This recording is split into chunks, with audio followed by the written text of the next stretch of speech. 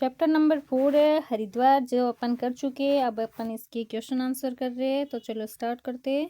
मेरी समझ से आपको सही ऑप्शन पे स्टार बनाना है। फर्स्ट क्वेश्चन दे रखे आपको, सज्जन ऐसे कि पत्थर मारने से फल देते हैं का क्या अर्थ है। तो अपन ने पढ़ा था पहले चैप्टर के अंदर कि लेखक फलदार वृक्षों की उदारता को क्या है, मानवीय रूप में क्या कर रहे हैं, व्यक्त कर रहे हैं। फिर सेकंड है, वैराग्य और भक्ति का उदय होता था। इस कथन से लेखक का कौन सा भाव प्रकट होता है। तो इससे क्या भाव प्रकट होगा कि मानसिक शांति और आध्यात्मिक अनुभव प्रकट होते हैं। तो इसके सामने अपन स्टार बनाएंगे। फिर 3 नंबर दे रखा है, पत्थर पर का भोजन का सुख सोने की थाल से बढ़कर था। इस वाक्य का सर्वाधिक उपयुक्त निष्कर्ष क्या है। तो इसका क्या मतलब है कि जब वो भोजन कर रहे थे तो उनको ऐसा प्रतीत हो रहा था जैसे कि वो मतलब एक संतुष्टि में क्या उसको उनको सुख मिल रहा था, जिसकी वजह से उन्होंने ये बोला कि पत्थर पर का भोजन का सुख सोने की थाल से क्या है, बढ़कर है। एक दिन मैंने श्री गंगा जी के तट पर रसोई करके पत्थर ही पर जल के अत्यंत निकट परोसकर भोजन किया। ये प्रसंग किस मूल्य को बढ़ावा देता है। तो सादगी और आत्मनिर्भरता का और स्वस्थता और प्रकृति प्रेम का क्या है, भाव प्रकट करते हैं। फिर 5 नंबर क्वेश्चन आपको दे रखा है, लेखक का हरिद्वार अनुभव मुख्यतः किस प्रकार का था। तो लेखक का हरिद्वार का अनुभव क्या था, आध्यात्मिक था, साथ में क्या है, प्राकृतिक भी था। तो दोनों के सामने अपन स्टार बनाएंगे। फिर है, पत्थर की भाषा का एक मुख्य लक्षण क्या है। तो पत्थर की जो भाषा है उनका लक्षण क्या है, सरलता है उनमें और चित्रात्मकता भी है इसमें। फिर है, हो सकता है कि आपके समूह के साथियों ने अलग अलग उत्तर चुने हो। अपने मित्रों के साथ चर्चा कीजिए कि आपने ये उत्तर ही क्यों चुने। तो अपन इसके अंदर लिखेंगे, हमने ये उत्तर इसलिए चुने क्योंकि लेखक ने वृक्षों की उदारता की तुलना सज्जनों से की है जो बिना किसी स्वार्थ के क्या है, फल देते हैं। और सेकंड के अंदर वैराग्य और भक्ति जैसे शब्द बताते हैं कि लेखक आध्यात्मिक भाव से क्या है, पर गया था। फिर जो 3 नंबर पे है वह है, पत्थर पर भोजन का वर्णन ये स्पष्ट करता है कि सच्चा सुख साधनों में नहीं बल्कि क्या है, संतोष में होता है। फिर 4 नंबर ऑप्शन इसलिए चूज किया क्योंकि गंगा के तट पर भोजन करना सादगी, प्रकृति के प्रति प्रेम और आत्मीयता को क्या है, दर्शाता है। फिर 5 नंबर जो ऑप्शन चूज किया वो इसलिए किया कि पूरी यात्रा वृत्तांत में क्या है, प्रकृति, आध्यात्मिकता और भक्ति का क्या है, वर्णन है। इसलिए ये अनुभव आध्यात्मिक और प्राकृतिक दोनों था। फिर जो 6 नंबर ऑप्शन है वो इसलिए चूज किया कि पत्थर की भाषा में क्या है, सरलता और चित्रात्मकता है, जिससे पाठक दृश्य को क्या है, कल्पना में देख सकते हैं। फिर आपको मिलकर क्या करना है, मिलान करने हैं।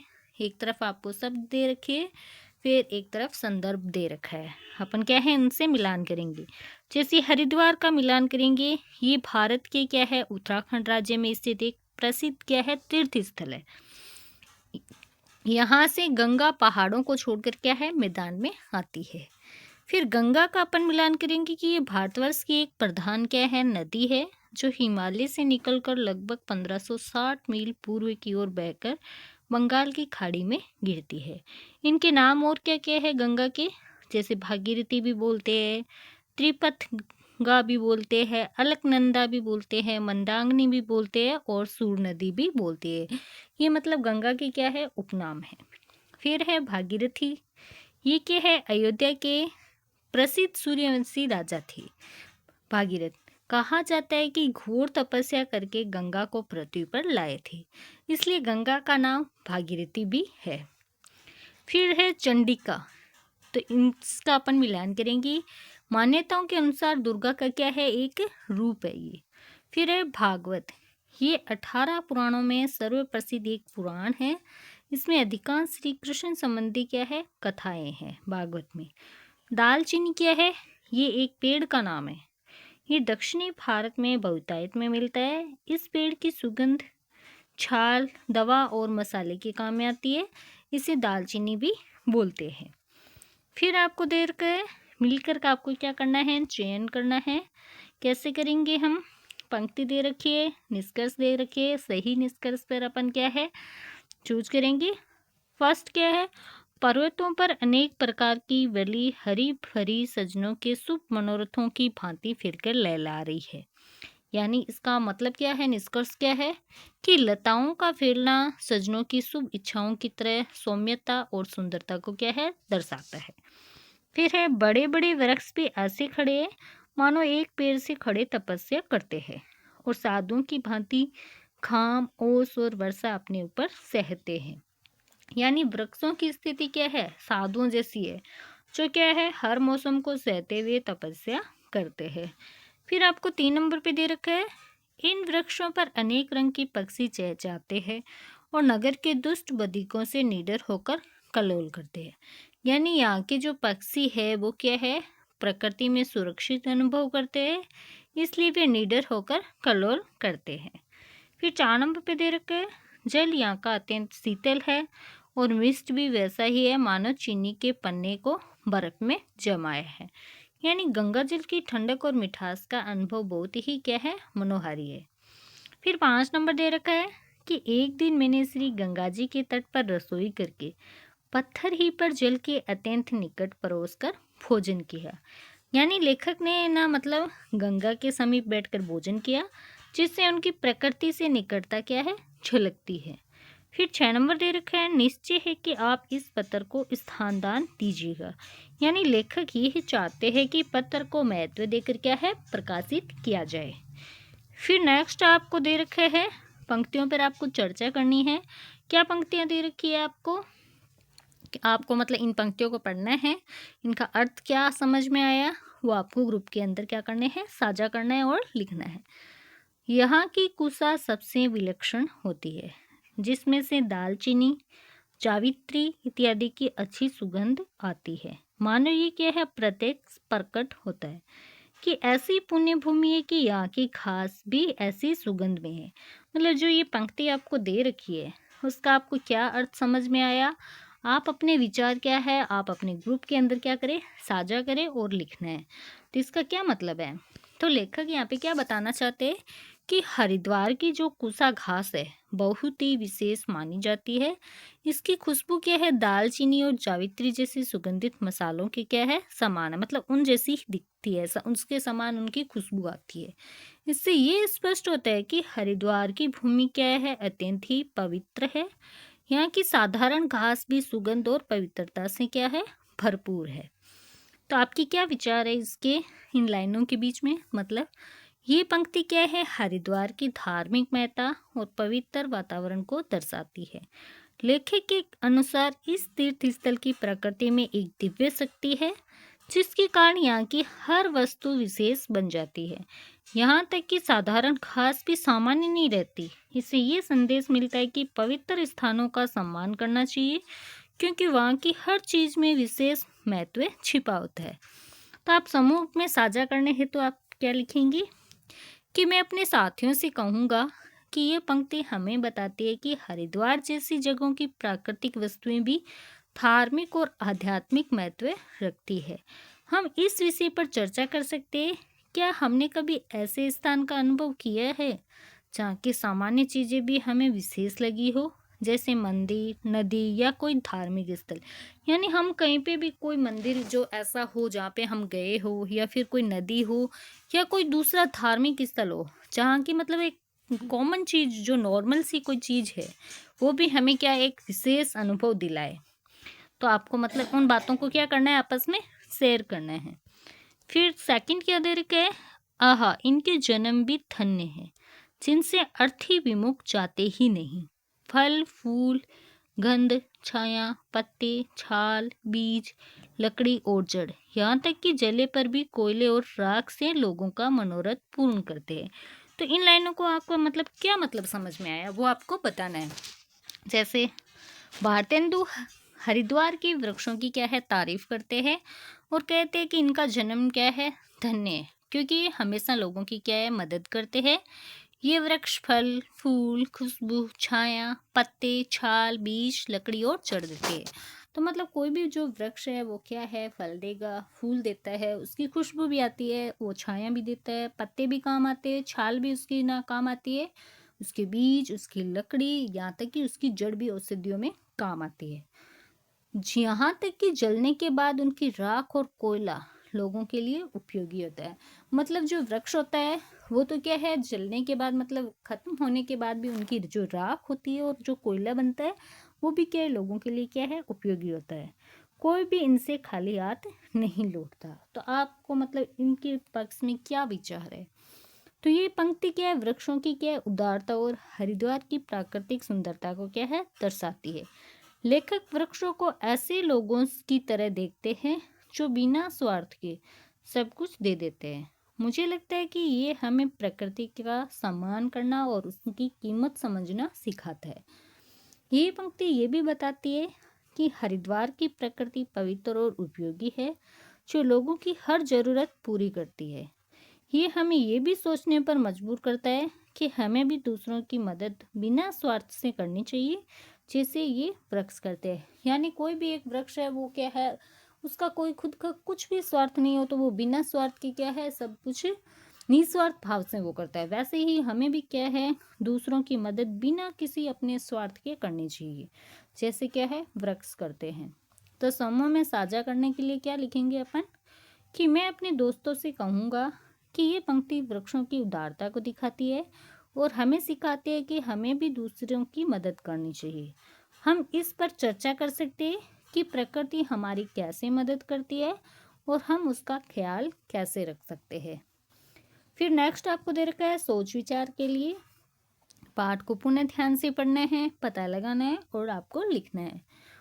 और संपादक महाशय, मैं चित्त से तो अब तक वही निवास करता हूँ। लेखक का ये वाक्य क्या दर्शाता है? क्या आपने कभी किसी स्थान को छोड़कर ऐसा अनुभव किया है? कब कब?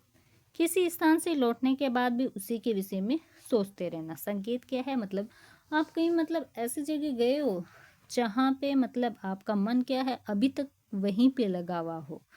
आप उस स्थान को तो छोड़ के आ गए, लेकिन मन क्या है, वहीं का वहीं हो। उस स्थान के बारे में आपको क्या करना है, लिखना है। तो जैसे मान लो, इस वाक्य से पता चलता है कि लेखक का मन क्या है, हरिद्वार की पवित्रता, शांति और सुंदरता से इतना प्रभावित हुआ कि वह वहाँ से लौटने के बाद भी मन में वहीं बना रहा। उसका मन हरिद्वार की यादों में ही बसा रहा। तो मेरी क्या अनुभूति होगी, जैसे खुद के बारे में लिखना हो तो हाँ, मुझे भी ऐसा अनुभव हुआ जब मैं किसी सुंदर जगह जैसे पहाड़ों या किसी शांत गांव से लौटती हूँ, तो कई दिन तक वही की बातें, लोग, दृश्य और अनुभव मन में चलते रहते हैं। ऐसा लगा जैसे मैं वहाँ से लौटी ही नहीं। मान लो मतलब आप कहीं पिकनिक पे जाते हो, तो वहाँ जो आपने अनुभव किया या फिर आपको जो भी अच्छा लगा, या किसी मंदिर में गए वहाँ पे जो अच्छा लगा, खैर आपके भी आपको मतलब वो यादें आपके मन में बैठी रहती है। तो वो सब आपको क्या करना है, लिखना है। फिर सेकंड दे रखा है, पंडे भी यहाँ बड़े विलक्षण संतोषी है, एक पैसे को लाख करके मान लेते हैं। लेखक का ये कथन आज के समाज में कितना सच है? क्या अब भी ऐसे संतोषी लोग मिलते हैं? अपने विचार उदाहरण सहित आपको क्या करना है, लिखना है। तो इस कथन का अर्थ है कि वहाँ के पंडे लालच नहीं करते, वे कम में ही क्या है, खुश रहते। यानी उनको मतलब 1 रुपया भी दोगे तो वो उनको क्या है, 1 रुपये को लाख रुपया मान लेंगे। आज के समय में ऐसा व्यवहार बहुत कम देखने को मिलता है। आज कई लोग अधिक पैसा कमाने की होड़ में रहते हैं। फिर भी कुछ लोग आज भी क्या है, संतोषी होते हैं, जैसे गांव के कुछ दुकानदार या मंदिर के पुजारी, जो कम में ही खुश रहते हैं और सेवा भाव रखते हैं। फॉर एग्जाम्पल के लिए अपन लिखेंगे, जैसे मेरे गांव के पास एक मंदिर के पुजारी है, जो केवल भक्ति से पूजा करते हैं और दान में जो भी मिले उसी से संतुष्ट रहते हैं। ऐसे लोग आज भी समाज में हैं, पर क्या है, बहुत। फिर नेक्स्ट आपको दे रखे हैं, मैं दीवान कृपाराम के घर के ऊपर के बंगले पर टिका था। वह स्थान उस क्षेत्र के टिकने योग्य ही है। आपके विचार से लेखक ने उस स्थान को टिकने योग्य क्यों कहा? उस स्थान में कौन कौन सी विशेषताएं होगी जो उन्हें टिकने योग्य बनाती होगी? आपको संकेत क्या दे रखे हैं? केवल आराम, या फिर सुविधा, या कोई और कारण? तो लेखक ने इस स्थान को टिकने योग्य इसलिए बोला क्योंकि वहाँ चारों ओर से क्या है, शीतल हवा आती थी। स्थान क्या था, शांत था, आरामदायक था और वहाँ से हरिद्वार की सुंदरता का आनंद लिया जा सकता था। विशेषताएं क्या लिख सकते हैं अपन वहाँ की, कि वहाँ प्राकृतिक वातावरण था, गर्मी या भीड़ नहीं थी, शांत, सुरक्षित और स्वच्छ स्थान था, मन को प्रसन्न करने वाला वातावरण था, इसलिए लेखक ने वहाँ ठहरना अच्छा लगा। फिर नेक्स्ट अपने को दे रखा है फल फूल गंध छाया पत्ते, छाल बीज लकड़ी और जड़, यहाँ तक कि जले पर भी कोयले और राख से लोगों का मनोरथ पूर्ण करते हैं। इस वाक्य के माध्यम से आपको वृक्षों के महत्व के बारे में कौन कौन सी बातें सूझ रही है? तो अपन इसमें इस तरीके से लिखेंगे कि इस वाक्य से वृक्षों की उपयोगिता और उदारता का पता चलता है। पेड़ जीवन भर और मृत्यु के बाद भी लोगों की मदद करते हैं। वे बिना कुछ मांगे फल फूल छाया देते हैं, यहाँ तक कि जब पेड़ जल जाते हैं तब भी उनकी राख और कोयले से लोग लाभ उठाते हैं। तो मेरी समझ क्या है कि ये हमें सिखाता है कि हमें भी वृक्षों की तरह क्या है निस्वार्थ सेवा करनी चाहिए और प्रकृति का आदर करना चाहिए। वृक्ष सच्चे सज्जन और समाज के सेवक होते हैं। फिर आपको अनुमान और कल्पना में दे रखा है, ये भूमि तीन ओर से सुंदर हरे हरे पर्वतों से घिरी है। कल्पना कीजिए कि आप हरिद्वार में हैं, आप वहाँ क्या क्या करना चाहेंगे? तो अपन इसमें लिखेंगे जैसे गंगा में स्नान, मैं हरि की पेड़ी पर जाकर गंगा में स्नान करूंगी क्योंकि ये पवित्र और ठंडा जल मेरे मन को शांति देगा। पहाड़ों पर सैर, मैं हरे भरे पर्वतों पर चढ़कर प्रकृति की सुंदरता देखूंगी, जिसे चहचहाते पक्षी और लहलहाती वनस्पतियां। मंदिर दर्शन, जैसे मैं चंडिका देवी मंदिर और विलेश्वर महादेव मंदिर जाऊंगी ताकि वहाँ की आध्यात्मिक शांति का अनुभव कर सकूं। गंगा आरती, मैं शाम को हरि की पेड़ी पर गंगा आरती देखूंगी क्योंकि दियों की रोशनी और भक्ति का माहौल बहुत सुंदर होता है। फिर है प्रकृति का आनंद, मैं गंगा के किनारे बैठकर ठंडी हवा और पानी की आवाज़ का मजा लूंगी, जैसे भारतेंदु ने अपने अनुभव में बताया। फिर नेक्स्ट आपको दे रखा है चलके छलके पास ही ठंडे ठंडे आते हैं। कल्पना कीजिए कि आप गंगा के तट पर हैं और पानी की छींटे आपके मुंह पर आ रहे हैं। अपने अनुभवों को अपनी कल्पना से लिखिए। तो जैसे मैं गंगा के तट पर हरि की पेड़ी के पास बैठी हूँ, गंगा का ठंडा साफ पानी बह रहा है और उसकी छोटी छोटी लहरें मेरे पास आकर छींटे मार रही है। पानी की ये छींटे मेरे चेहरे पर पड़ते हैं जो इतने ठंडे और ताज़ा है कि मुझे गर्मी और थकान भूल जाती हूँ। हल्की हवा चल रही है जो गंगा के पानी की ठंडक को मेरे पास लाती है। चारों ओर पक्षियों की चहचहाट और गंगा की कलकल की आवाज़ सुनाई दे रही है। मुझे ऐसा लग रहा है जैसे मैं किसी शांत और पवित्र दुनिया में हूँ। मैं अपने हाथों से पानी छूती हूँ और उसकी शीतलता मेरे मन को शांति देती है। मैं सोचती हूँ कि गंगा माँ मुझे अपनी गोद में बुला रही है। ये अनुभव इतना सुंदर है कि मैं इसे हमेशा याद रखना चाहूँगी। फिर नेक्स्ट आपको तो क्या दे रखे है, सज्जन ऐसे कि पत्थर मारने से फल देते हैं। यदि पेड़ पौधे सच में मनुष्यों की तरह व्यवहार करने लगे तो क्या होगा? तो यदि पेड़ पौधे मनुष्यों की तरह व्यवहार करने लगे तो दुनिया बहुत रोचक और अलग होगी। जैसे पेड़ हमसे बात करेंगे। उदाहरण के लिए एक बरगद का पेड़ कह सकता है, मुझे पानी दो, मैं तुम्हें छाया दूंगा। या कोई फल का पेड़ कहेगा, मेरे फल खाओ लेकिन मेरी डालियां मत तोड़ो। उदारता, जैसे भारतेंदु ने कहा, पेड़ सज्जनों की तरह रहेंगे। अगर कोई उन पर पत्थर फेंके तो वे गुस्सा होने की बजाय और फल दे सकते हैं। जैसे कहे, तुम्हें और फल चाहिए, लो। शिकायतें, पेड़ शायद शिकायत करे कि लोग उसकी छाल या लकड़ी काटते हैं। वे कह सकते हैं कि हमें दर्द होता है, कृपया हमें बख्श दो। पर्यावरण की रक्षा, पेड़ इंसानों को सिखाएंगे कि उनकी देखभाल कैसे करनी है। वे कह सकते हैं ज़्यादा पेड़ लगाओ ताकि हमारा परिवार बढ़े। फिर नेक्स्ट आपको दे रखा है, यहाँ पर श्री गंगा जी की दो धारा होगी। एक का नाम नील धारा, दूसरी श्री गंगा जी के ही नाम से। इस पाठ में गंगा शब्द के साथ श्री और जी लगाया जाता है। आपके अनुसार उन्होंने ऐसा क्यों किया होगा? तो भारतेंदु जी है, उन्होंने क्या किया, गंगा के साथ श्री और जी का उपयोग इसलिए किया होगा क्योंकि वो सम्मान और पवित्रता देखते हैं। गंगा को हिंदू धर्म में माँ और देवी माना जाता है। श्री और जी लगाना गंगा की प्रति सम्मान और उनकी पवित्रता को दर्शाता है। ये दिखाता है कि लेखक गंगा को सिर्फ नदी नहीं बल्कि एक पवित्र शक्ति मानते हैं। आध्यात्मिक भावना भी हो सकती है, जैसे हरिद्वार क्या है, एक तीर्थ स्थल है और गंगा वहाँ की सबसे महत्वपूर्ण विशेषता है। श्री और जी का उपयोग लेखक की भक्ति और श्रद्धा को क्या है, व्यक्त करता है।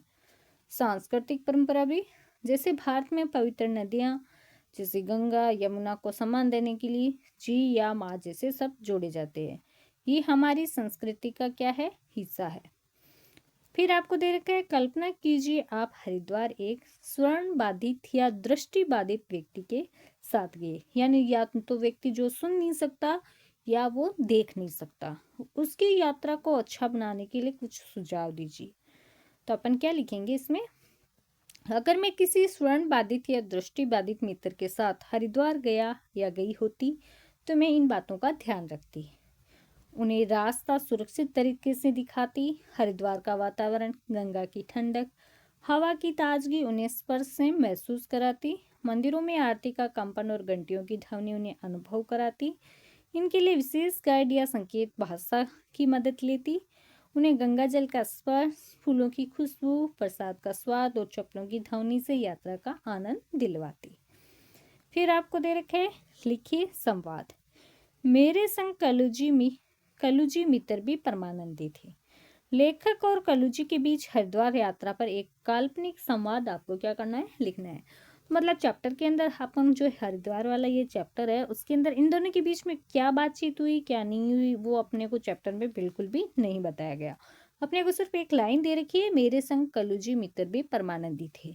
अपने को क्या करना है, काल्पनिक संवाद, यानी अपने को सोच विचार करके उनके बीच में क्या क्या बातें हो सकती है वो आपको क्या करना है, लिखना है। जैसे लेखक क्या बोल रहे हैं, गंगा जल में हाथ डुबोते हुए कलुजी देखिए तो सही, इस पावन जल को छूते ही मन कितना शांत हो जाता है, सारी थकान जिसे पल भर में ही दूर हो गई। तो कलुजी क्या बोलेंगे, बिल्कुल सही कह रहे हो, ऐसा लगता है मानो माँ गंगा हमें स्नेह पूर्वक अपने पास बुला रही हो, कितना पवित्र और शांत वातावरण है। तो लेखक क्या बोलेंगे, सामने फैले ये हरे भरे पर्वत देखिए, लगता है जैसे प्रकृति स्वयं हमें आंचल में समेट रही हो। तो कल्लू मुस्कुराते हुए क्या बोलेंगे, सचमुच ये धरती पुण्य भूमि है, यहाँ के पेड़ पौधे, जल और वायु सब में भक्ति और शांति की सुगंध है। लेखक, आपने ठीक कहा, यहाँ आकर ऐसा महसूस होता है जैसे मन की गहराइयों तक उतर गया हूँ, आत्मा को अपार शांति मिल रही है।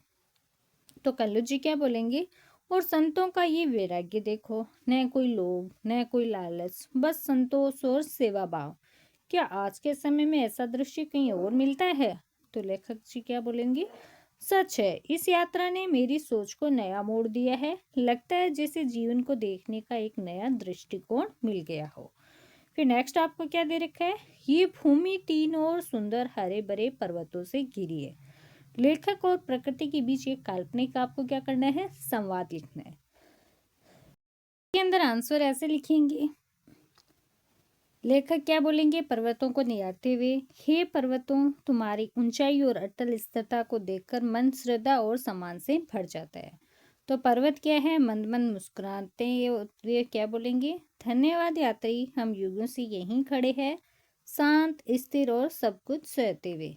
लेखक, क्या तुम्हें कभी थकान नहीं होती, न तपती धूप से, न मूसलाधार वर्षा से, न कड़ाके की ठंड से। पर्वत, नहीं, क्योंकि हमारा धर्म सहनशीलता और संरक्षण है, हम धरती के रक्षक हैं, मनुष्यों को छाया, वायु, जल और शांति प्रदान करते हैं। तो पर्वत क्या बोलेंगे कि हम मतलब क्या है, धर्म सहनशीलता और संरक्षण है, क्योंकि हमारा जो धर्म है वो क्या है, सहनशीलता और संरक्षण करना है, तो हम वही काम कर रहे हैं। तो लेखक क्या बोलेंगे, तुम्हारे ऊपर फैली हरियाली, झरनों की कलकल ध्वनि और शीतल हवा मन को मंत्रमुग्ध कर देती है। तो पर्वत क्या बोलेंगे, ये सब तुम्हारे मन की पवित्रता पर निर्भर करता है, जब मन शांत होता है तभी प्रकृति का वास्तविक स्वर सुनाई देता है। तो पर्वत क्या बोलेंगे कि अगर तुम्हारा जो मन अगर अभी शांत है, पवित्र है, तो तुम मतलब ये सब चीजें देख सकते हो, अगर मन पवित्र नहीं होगा तो हम भी क्या मतलब तुम्हें अच्छे नहीं लगेंगे। लेखक, आज मैं स्वयं को धन्य अनुभव कर रहा हूँ, तुम्हारी गोद में बैठकर अपने भीतर झांकने का अवसर मिला है। तो पर्वत क्या बोलेंगे, खोज करते रहो यात्री, जब तक मनुष्य प्रकृति से जुड़ना नहीं सीखता तब तक हमसे सच्चे आनंद की अनुभूति नहीं होती। तो अपन इस तरीके से दोनों के बीच का संवाद काल्पनिक तौर पे लिख सकते हैं। फिर आपको दे रखा है और हैं का उपयोग, मतलब एक तो है और एक दूसरा जो है उसके ऊपर अनुस्वार लगा हुआ है, वो उनका उपयोग कैसे करना है। इन वाक्यों में रेखांकित शब्दों के प्रयोग पर ध्यान दीजिए। विशेष आश्रय का विषय ये है कि भी नीचे आपको अंडरलाइन कर रखिए कि यहाँ केवल गंगा जी ही देवता है, दूसरा देवता नहीं। यूं तो वैरागियों ने मठ मंदिर कई बना लिए हैं, है क्या ऊपर अनुस्वार लगा हुआ है। आप जानते हैं कि एक वचन संज्ञा शब्दों के साथ है का प्रयोग किया जाता है और बहुवचन संज्ञा शब्दों के साथ है का। तो मतलब जो चीज एक है, एक वचन है, उसमें तो क्या है का प्रयोग होगा। और जब बहुवचन है, संज्ञा शब्द कोई बहुवचन है, तो उसमें है का प्रयोग करेंगी। सोचिए गंगा शब्द एक वचन है, फिर भी उसके साथ है क्यों लिखा गया। अब गंगा शब्द तो क्या है, एक वचन है, लेकिन फिर भी उसमें क्या है क्यों लिखा गया। तो इसके अंदर इसका कारण क्या है कि कभी कभी हम आदर सम्मान प्रदर्शित करने के लिए एक वचन संज्ञा शब्दों को ही बहुवचन के रूप में प्रयोग करते हैं। जैसे आदार्थ बहुवचन प्रयोग करते हैं, उदाहरण के लिए उसको मतलब क्या होते हैं, आदार्थ बहुवचन बोलते हैं। मेरे पिताजी सो रहे हैं, मतलब मैं अपने पिताजी को आदर सत्कार या सम्मान के तौर पे बोल रही हूँ, तो वो क्या है, सो रहे हैं, तो उसके पे अनुस्वार आ जाएगा। भारत के प्रधानमंत्री भाषण दे रहे हैं, प्रधानमंत्री जी है तो उनको हम आदर और सम्मान देंगे, तो उसमें भी है के आगे अपन अनुस्वार हैं बोलेंगे। तो अब आदरार्थ बहुवचन को ध्यान में रखते हुए उपयुक्त शब्दों से रिक्त स्थान की आपको क्या करनी है, पूर्ति करनी है। तो प्रधानाचार्य जी विद्यालय में नहीं, वे अभी सभा में उपस्थित। तो मतलब इस तरीके से है, तो अपन को इसको सही से लिखना है। जैसे प्रधानाचार्य जी विद्यालय में नहीं है, तो प्रधानाचार्य जी है उनको हम आदर सम्मान देंगे, तो उसमें है का प्रयोग करेंगे। वे अभी सभा में उपस्थित हैं। फिर है माता पिता हमारे जीवन के मार्गदर्शक होते हैं, तो माता पिता है वो आदर सम्मान है, हमारे बड़े हैं, हम उनको सम्मान देते हैं, तो उसमें है का प्रयोग करेंगे। हमें उनका कहना मानना चाहिए। फिर है मेरी बहन बाजार जा रही है, वहां से किताबें ले आएगी। तो आपकी बहन है, एक वचन है, आप उसमें है का प्रयोग कर सकते हैं, है की जरूरत नहीं है। फिर है बाहर फेरी वाला जा रहा है, उसे बुला लाओ। तो ठीक, बाहर फेरी वाला है, सिंगल है, एक वचन है, जा रहा है, उसे बुला लाओ, तो इस तरीके से अपन लिख देंगे। फिर डाकिया जी आए हैं, डाकिया जी लगा रखा है पहले से ऑलरेडी। फिर डाकिया उनको अपन क्या है, सम्मान दे रहे हैं, तो उसके लिए अपन है का प्रयोग करेंगे। डाकिया जी आए हैं, उन्हें बुला लाओ।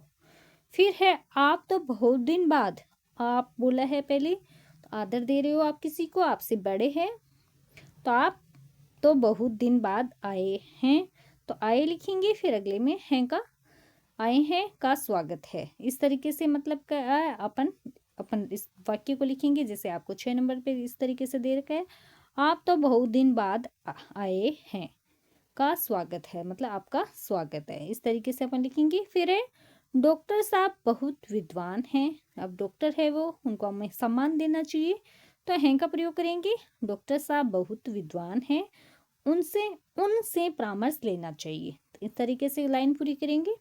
फिर है आपके माता पिता कहाँ, आपकी माता पिता है, उन्हें आप आदर सम्मान देते हैं, तो उन पे अपन हैं का प्रयोग करेंगे। आपके माता पिता कहाँ है, क्या मैं उनसे मिल सकता हूँ। फिर है ये हमारे हिंदी के अध्यापक हैं, आपके टीचर है, आपके शिक्षक है, उन्हें आप सम्मान देते हैं, उनके आगे आप है का प्रयोग करिए। तो ये हमारे हिंदी के अध्यापक हैं, हम उनसे बहुत कुछ सीखते समझते हैं, इस तरीके से लिखेंगे। फिर आपको 10 नंबर पे जो दे रखा है, बंदर पेड़ पर उछल कूद कर रहे हैं, तो बंदर है उछल कूदल कर रहे हैं, तो अपन नॉर्मल लिख देंगे। फिर आपको दे रखा है भावों की पहचान, जैसे नीचे कुछ पंक्तियां दी गई है, सोचिए कि इनमें से कौन सा भाव प्रकट हो रहा है, पहचानिए और चुनकर आपको लिखना है। तो आपको पहले जो कुछ शब्द दे रखे, जैसे प्रेम, करुणा, संतोष, हास्य, भक्ति, शांति, श्रद्धा, परोपकार, वैराग्य, दया, आश्चर्य और दुख, इनका आपको प्रयोग करना है। जैसे उस समय के पत्थर पर का भोजन का सुख सोने की थाल के भोजन से कहीं बढ़ के था। तो ये आपको चैप्टर के अंदर लाइन दे रखी है। अब आपको सही शब्द यहाँ पे पढ़ना है, मतलब हमें क्या है, उस टाइम क्या है, संतोष मिला, तो इसमें ये लिख सकते हैं। फिर है चित्त में बारंबार ज्ञान, वैराग्य और भक्ति का उदय होता है। तो इस शब्द से अपने को मतलब क्या भाव प्रकट होता है, जैसे भक्ति और वैराग्य ऑलरेडी दे रखा है, साथ में क्या है, श्रद्धा का भाव भी प्रकट होता है। पंडे भी यहाँ बड़े विलक्षण संतोषी है, तो इसके अंदर क्या है, संतोष का भाव प्रकट हो रहा है। साथ में ही क्या है, मतलब वहाँ के जो पंडे हैं इतने संतोषी है कि 1 रुपया भी दो तो वो लाख के बराबर मान लेते हैं, तो ये एक आश्चर्य का भी विषय है, तो इसमें संतोष और आश्चर्य लिख सकते हैं। फिर है हर तरफ पवित्रता और प्रसन्नता बिखरी हुई थी, यानी इसमें किसका भाव प्रकट हो रहा है, शांति, श्रद्धा और प्रेम का। फिर है सज्जन ऐसे कि पत्थर मारने से फल देते हैं, तो यहाँ पे मतलब क्या भाव प्रकट हो रहा है, परोपकार का, करुणा का और दया का। तो अपन इस तरीके से ये करेंगे। ये थे अपने आधे क्वेश्चन आंसर अपन ने कर लिए हैं, फिर आगे की क्वेश्चन अपन अगले पार्ट में करेंगे। Thank you.